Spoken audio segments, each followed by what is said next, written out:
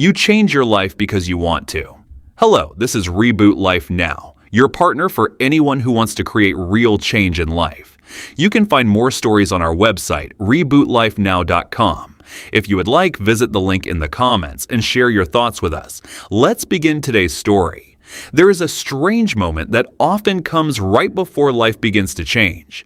It usually does not look dramatic. There is no music, no big realization, no sudden confidence. Most of the time, it looks like one person sitting alone with a problem they cannot clearly explain. You know something is wrong. You know something feels heavy. You are tired of thinking about the same thing again and again. But when you try to explain what the problem actually is, the words do not come out clearly, and slowly that one problem becomes everything: work, money, the future, relationships, a decision you have delayed for too long, the feeling that you are falling behind, the fear that maybe nothing is really changing. And the less clear the problem becomes, the bigger it starts to feel. This is where many people make their first mistake. They try to solve the problem before they have translated it. They look for advice. They watch another video. They make another plan. They promise themselves that tomorrow will be different. But the mind cannot solve a problem it has not yet named. A problem that stays only inside your head does not stay still. It moves, it grows, it borrows emotions from other problems. It sounds louder at night. It feels heavier when you are tired. And eventually, you are no longer dealing with the problem itself. You are dealing with the fog around the problem. Today's video is about one simple idea. Sometimes real change does not begin when the problem is solved. It begins when the problem is written down clearly enough for you to finally see what it is. There is a book that explains this idea very well. It is called Opening Up by Writing It Down by James W. Pennebaker and Joshua M. Smyth. At first, the title may sound too simple. Opening up, writing it down. It may sound like something we already know. Writing helps. Journaling is good. People feel a little better when they express themselves. But this book is much more interesting than that. It is not simply a book that tells you to keep a diary. It is not a book that tells you to become a writer. It is not a book about making your notebook look beautiful. This book is about what happens when an experience that has been living inside you becomes language. That is where the real change begins.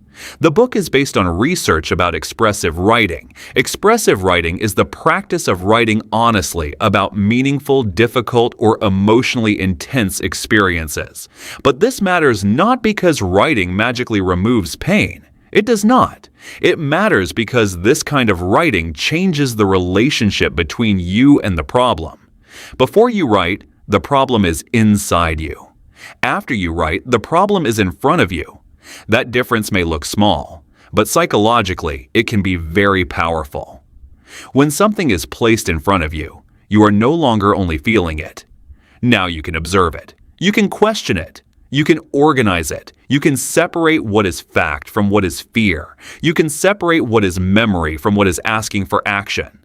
That is why simply writing a problem down can feel strangely powerful. Not because the paper has the answer, but because the paper gives the problem a shape. One of the most painful things about an unspoken problem is that it has no clear boundary. Inside your head, a problem can grow without limit. One small mistake can start to feel like proof that you are failing. One delayed decision can start to look like proof that you are weak. One difficult conversation can turn into a long story about rejection, conflict, and regret. The mind is very good at connecting things. That is one of its strengths. But when we are stressed, that strength can become a trap. One thought connects to another, then another, then another. It can feel like a small storage room filled with explosives. Even a small problem can become too large and too powerful when it stays inside the mind for too long. It can swallow us. In other words, we end up inside our own private storm. This is where writing interrupts the cycle. Writing is slower than thinking. At first, that may sound like a weakness, but actually, that is the point. The mind can jump from fear to memory, from memory to prediction, in just 1 second. But the hand cannot write that fast. A page forces order. One word, then the next word, then the next word. And because writing is slower, the mind has to choose. What is the real problem? What am I feeling right now? What am I assuming? What do I actually know? What am I afraid might happen? So writing is not just expression, it is compression. It takes something formless and begins to compress it into language. And once a problem becomes language, it becomes a little more possible to handle. It may still hurt, but it is no longer infinite. One of the strongest ideas in opening up by writing it down is that silence has a cost. Of course, not all silence is harmful. Some things need time. Some experiences should not be forced open before a person is ready. But there is a kind of silence that slowly becomes heavy. It is the silence of carrying something alone for too long. A worry you have never clearly said out loud. A fear you keep editing before it becomes words. A disappointment you keep minimizing. A truth you keep pushing away because you are afraid of what may happen if you admit it.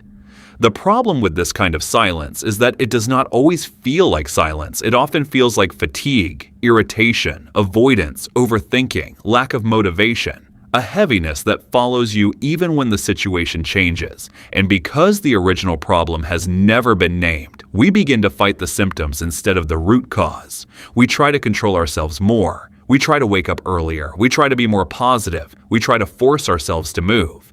But underneath all of that, there may be one sentence waiting to be spoken. A sentence that feels like an honest confession. A sentence we do not want to admit. A sentence we do not want to say out loud. A sentence like an elephant in the room, too big to ignore, but too uncomfortable to name. I am afraid this will not work. I do not want this life anymore, but I do not know what comes next. I am angry, but I keep pretending that I am only tired. I keep saying I need more time, but what I really need is courage. Writing gives those sentences a place to appear. And when those sentences finally appear, something inside often becomes a little quieter, not because everything is solved, but because the mind no longer has to use so much energy hiding the real sentence from itself. Here is an important point. Writing down your problem does not mean endlessly pouring out emotion. Release and repetition are not the same thing. Some people write the same angry sentence every day and become even more trapped in that emotion. Some people keep repeating a painful story and believe they are processing it, but in reality, they may be strengthening the same emotional loop. So what should we do? How can we write about our problems without falling into the trap of repeating emotional pain? This is where Ethan Kross's book Chatter gives us an important idea. Kross says there is a voice inside us that only we can hear. He does not tell us that we always need to silence that voice. Instead, he suggests that we need to learn how to relate to that voice differently. When a problem feels big, we usually write sentences like this. Why am I like this? I am going to ruin this again. In the moment, those sentences can feel true. But often they are a mixture of emotion and interpretation. If we bring Kross's idea into writing, the sentence can change. Instead of asking, why am I like this? We can ask, what is this person afraid of right now? Or, what is the smallest next step this person needs? When you use your own name, or when you write as if you are observing yourself from one step away, your thoughts often become less aggressive and more useful. Writing does not have to be a time when you attack yourself. It can become a time when you observe yourself honestly. There is another way to understand the meaning of writing things down. Ryder Carroll explains this in his book, The Bullet Journal Method. Track the past, order the present, design the future. According to Carroll, a notebook can become a second mind, not in a mysterious way, in a very practical way. Our minds were not designed to hold every unfinished task, every emotional signal, every fear, every plan, every memory, and every possibility at the same time. The more we try to do that, the heavier life begins to feel. Carroll's message, track the past, order the present, and design the future, is often misunderstood as a productivity notebook or a beautifully decorated planner. But the core idea is much simpler and more useful. It is about taking what is floating in your mind and placing it somewhere you can review later. Tasks, schedules, notes, ideas, loose thoughts. Once they come out of the mind, they can be organized. What belongs to today? What belongs to later? What no longer belongs at all? This matters because mental clutter often disguises itself as an emotional crisis. Sometimes what we need is not a life-changing answer. Sometimes we simply need to stop using the mind as a storage room. A storage room becomes messy when too much is piled inside, but a page can be arranged. This is where expressive writing and practical journaling meet. One helps you name what hurts, the other helps you decide what to do with what remains.